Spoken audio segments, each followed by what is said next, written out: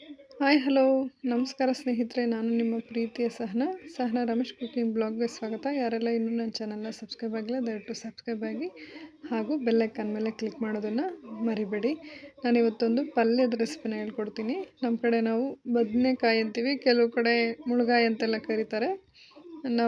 ನಾವು ಬದನೆಕಾಯಿ ಅಂತ ಹೇಳಿ ಕರಿತೀವಿ. ಬದನೆಕಾಯಿ ಪಲ್ಯ ಮಾಡೋದನ್ನ ಹೇಳ್ಕೊಡ್ತೀನಿ. ಇದು ಚಪಾತಿಗೆ ಮುದ್ದೆಗೆ ತುಂಬಾ ಚೆನ್ನಾಗಿರುತ್ತೆ.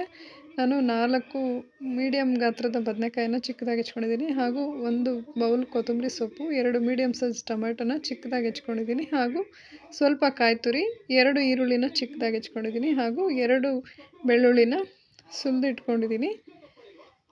ಮೊದಲಿಗೆ ಒಗ್ಗರಣೆಗೆ ಬಾಣಲಿನ ಇಟ್ಕೊಳ್ತಾ ಇದ್ದೀನಿ. 3 ರಿಂದ 4 ಸ್ಪೂನ್ ಎಣ್ಣೆನ ಸಹ ಹಾಕೋತಾ ಇದ್ದೀನಿ. ಬಾಣಲಿ ಬಿಸಿಯಾದ ನಂತರ ಎಣ್ಣೆನ ಹಾಕೋತಾ ಇದ್ದೀನಿ.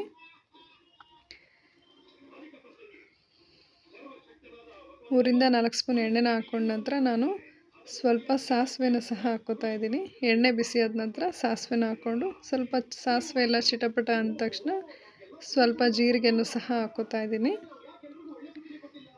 ಜೀರಿಗೆನೂ ಸಹ ಎಣ್ಣೆಯಲ್ಲಿ ಸ್ವಲ್ಪ ಚೆನ್ನಾಗಿ ಫ್ರೈ ಆಗಲಿ. ಫ್ರೈ ಆದ ನಂತರ ನಾನು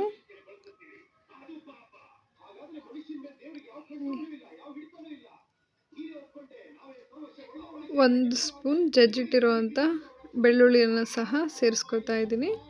ಇದು ನೀಟಾಗಿ ಫ್ರೈ ಆದ ನಂತರ ನಾನು ಚಿಕ್ಕದಾಗಿ ಹೆಚ್ಚಿಟ್ಟಿರುವಂಥ ಈರುಳ್ಳಿನ ಸಹ ಸೇರಿಸ್ಕೊತಾ ಇದ್ದೀನಿ.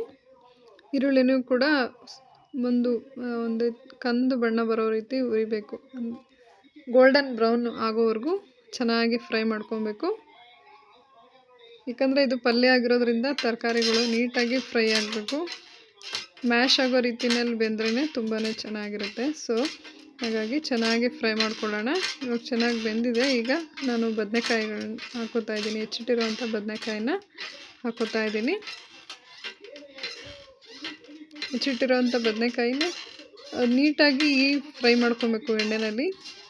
ತುಂಬ ಮ್ಯಾಶ್ ಆಗೋ ರೀತಿಯಲ್ಲಿ, ಟೊಮೆಟೊ ಯಾವ ರೀತಿ ಮ್ಯಾಶ್ ಆಗುತ್ತೋ ಅದೇ ಥರ ಮ್ಯಾಶ್ ಆಗೋ ರೀತಿಯಲ್ಲಿ ಚೆನ್ನಾಗಿ ನಾವು ಫ್ರೈ ಮಾಡ್ಕೊಬೇಕು. ಎಣ್ಣೆನಲ್ಲಿನೇ ಫ್ರೈ ಮಾಡ್ಕೊಬೇಕು. ಅದರಿಂದ ನಾನು ತುಂಬ ಚಿಕ್ಕದಾಗಿ ಹೆಚ್ಚಿಕೊಂಡಿದ್ದೀನಿ. ಹಾಕ್ಕೊಂಡು ಎಲ್ಲವನ್ನು ಸಹ ನೀಟಾಗಿ ಫ್ರೈ ಮಾಡ್ಕೊಳ್ಳೋಣ. ಇವಾಗ 1 ಸ್ಪೂನ್ ಖಾರದ ಪುಡಿನ ಸಹ ಹಾಕ್ಕೋತಾ ಇದ್ದೀನಿ.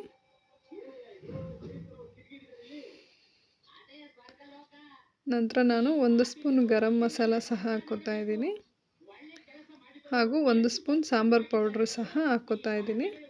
ಹಾಕ್ಕೊಂಡು ಎಲ್ಲವನ್ನು ಸಹ ನೀಟಾಗಿ ಮಿಶ್ರಣ ಮಾಡಿಕೊಂಡು ಎಣ್ಣೆಯಲ್ಲಿ ಚೆನ್ನಾಗಿ ಫ್ರೈ ಮಾಡ್ಕೊಳ್ಳೋಣ.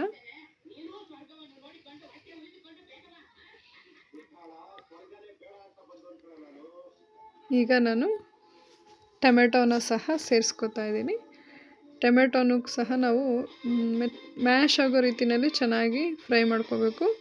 ಫ್ರೈ ಮಾಡ್ಕೊಂಡಿದ್ದ ನಂತರ ಸ್ವಲ್ಪ ನೀರನ್ನು ಸೇರಿಸ್ಕೊಂಡು ಅದು ಕುದಿ ಬಂದ ಮೇಲೆ ಕಾಯಿ ತುರಿಯನ್ನು ಲಾಸ್ಟಲ್ಲಿ ಹಾಕ್ಕೊಬೇಕು. ಲಾಸ್ಟಲ್ಲಿ ಕಾಯಿ ತುರಿನ ಸಹ ಹಾಕ್ಕೊಂಡು, ಹಾಗೂ ಹೆಚ್ಚಿಟ್ಟಿರುವಂಥ ಕೊತ್ತಂಬರಿ ಸೊಪ್ಪನ್ನ ಸಹ ಹಾಕ್ಕೊಂಡು ಮಿಕ್ಸ್ ಮಾಡಿ ಕ್ಲೋಸ್ ಮಾಡಿ ಬೇಯೋದಕ್ಕೆ ಬಿಡಬೇಕು.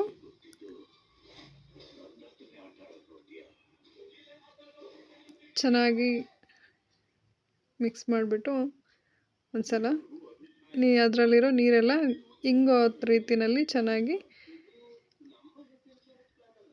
ಬೇಯಿಸ್ಕೊಬೇಕು ಪಲ್ಯನ.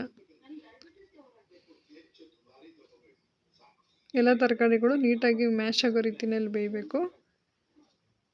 ಹಾಗಾಗಿ ಚೆನ್ನಾಗಿ ಎಲ್ಲ ಮಿಕ್ಸ್ ಆಗೋ ರೀತಿಯಲ್ಲಿ ಕಲಿಸ್ಬಿಟ್ಟು ಇವಾಗ ಲಿಡ್ನ ಕ್ಲೋಸ್ ಮಾಡ್ತಾ ಇದ್ದೀನಿ. ಇಷ್ಟಾದರೆ 15 ಮಿನಿಟ್ಸ್ಗೆ ನಮ್ಮ ಒಂದು ತರಕಾರಿ ಪಲ್ಯ ರೆಡಿ ಆಯಿತು. ಬದನೆಕಾಯಿ ಪಲ್ಯ ರೆಡಿ ಆಯಿತು. ಇದು ಚಪಾತಿಗೆ ಮುದ್ದೆಗೆ ತುಂಬಾ ಚೆನ್ನಾಗಿರುತ್ತೆ. ಈ ರೆಸಿಪಿ ನಿಮ್ಗೆ ಇಷ್ಟ ಆಗಿದ್ದರೆ ದಯವಿಟ್ಟು ಲೈಕ್ ಮಾಡಿ, ಶೇರ್ ಮಾಡಿ ಹಾಗೂ ಕಮೆಂಟ್ಸ್ ಮಾಡಿ. Thank you.